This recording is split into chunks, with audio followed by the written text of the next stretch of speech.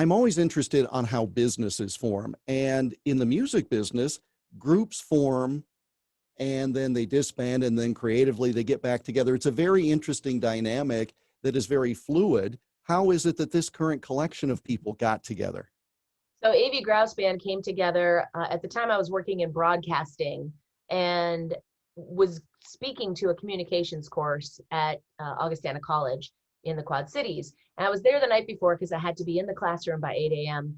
And I decided that there had to be live music in the Quad Cities. And I've always sort of been in local bands and things like that.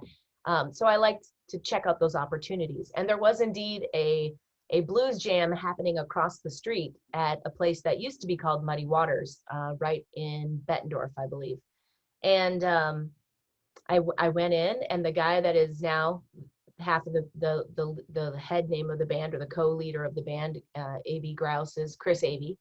He's the guitar player, and Brian West, who is our drummer, were both running that jam along with Chris's brother. So it was a moment of jamming with them, which happened at the end of the night, that it felt kind of magical. I mean, I've jammed with a lot of people, and I know they have too, but sometimes things are just right and you feel it. And then it took about 8 months of me bugging Chris Avey, really bugging him, because he was in a lot of different bands and he's used to not having to like try to put things together. And I knew this could be good. So I bugged him for a good 8 months to just let's do a show. Just give me a shot.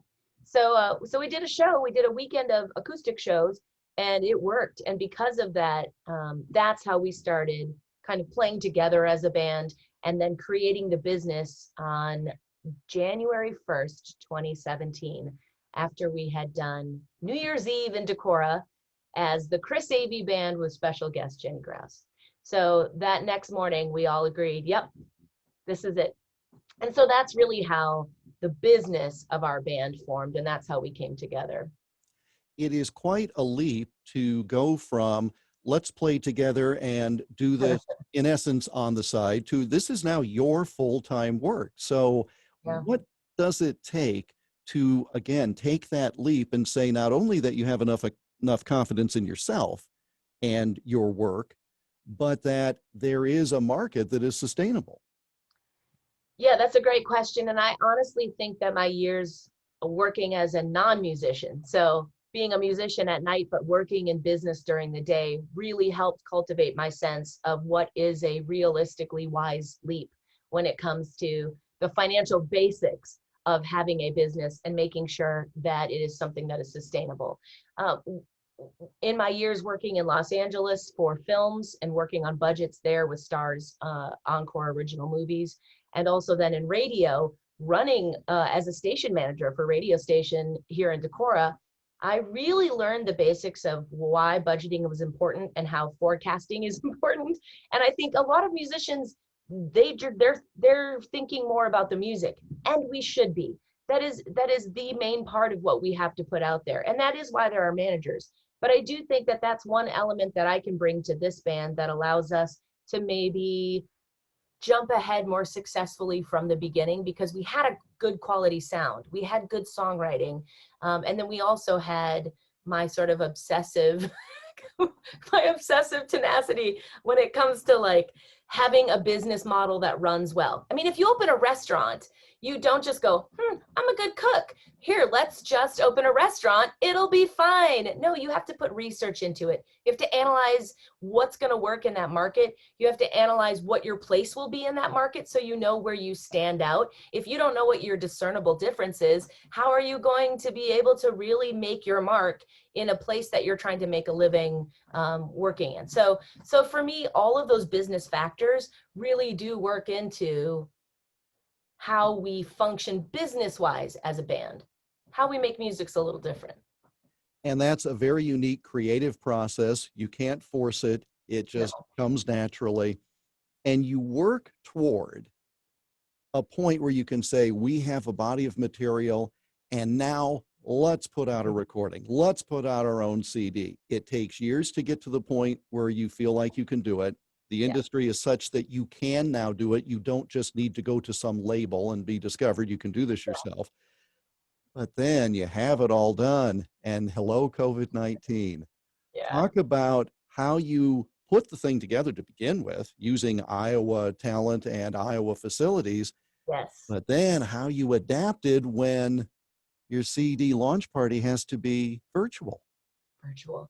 It's true. So we had done a couple of things that started to propel us. So different Iowa Blues challenges, the International Blues Challenge, and had some really good momentum going. We had an EP that we put together to kind of test our style when it came to recording, but we knew with our debut album, we needed to make a mark and we needed to make a significant investment to do that. So we had the songs ready, and I really wanted to work in Iowa. There was a conversation that we had, and it is a difficult conversation to have as a band, but working within Iowa was important to me, at least for the first one.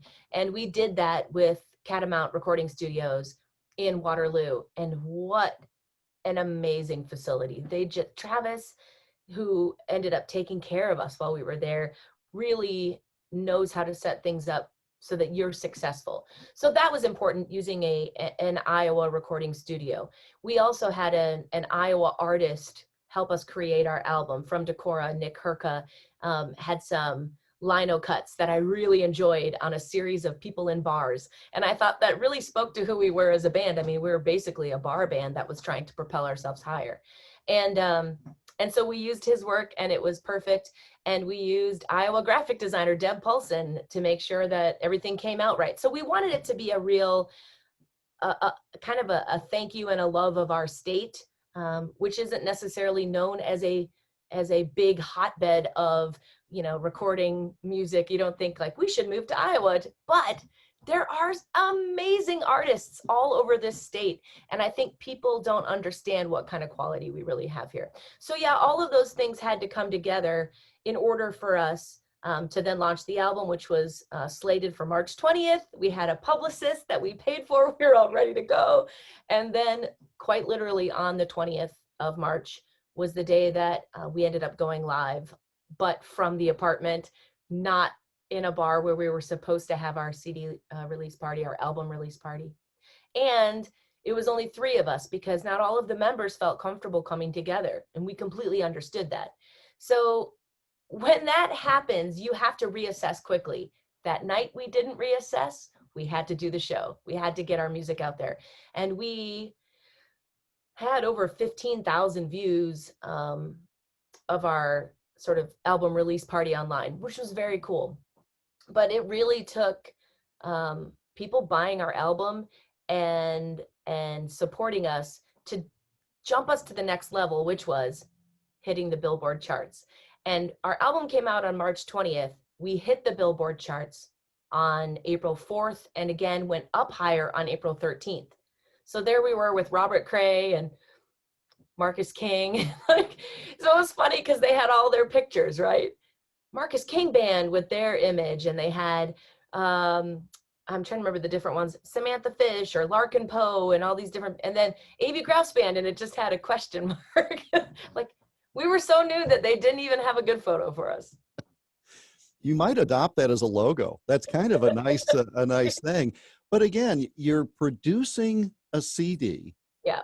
of original material Yeah. in Iowa, and you immediately hit the Billboard chart and got attention across the world. So literally, as I've noted, you have a global hit during a global pandemic.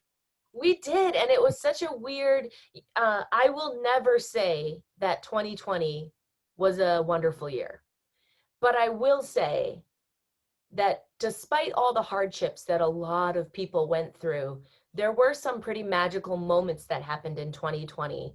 And some people found those with opportunities to be with family members more often. For me, to spend more time with my daughters and not be touring as much.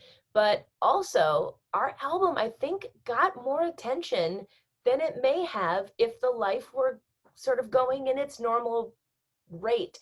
And I say that because we instantly, when you talk about business decisions, we decided instantly that when we did that first album release party live stream, that we were going to keep doing it. We had already started talking about a year ago about starting a thing called Bloody Marys and Blues, which we wanted to do wherever we were touring from, whomever was with us at the time, kind of do a jam and have it be on Sunday mornings.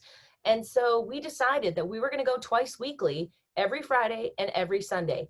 Not because it's a big money making thing. We don't charge tickets. It's not, but we do it because that's how we decided that we were going to stay in touch with people. But the magic that came from that is after hitting Billboard charts and getting some really good reviews internationally, people started coming to our stream. So we now have this incredible core group that joins us twice weekly from Iowa, from New Jersey, from Wales, Scotland, Ireland, Germany, Switzerland. I mean, they're all over Australia, and they are signing on to be a part of what has now become a community. It's not just the band. We certainly don't pretend that we're trying to be perfect on these streams. We goof around and try songs we don't know, and we mess up all the time. But I think people realize that we are a very informal band, and they also realize that we care about them, and it becomes a friendship and a family. And I think during this year, that's what we kind of needed. So in some ways, this year has brought some pretty wonderful things that I don't think would have happened if everything was open and moving.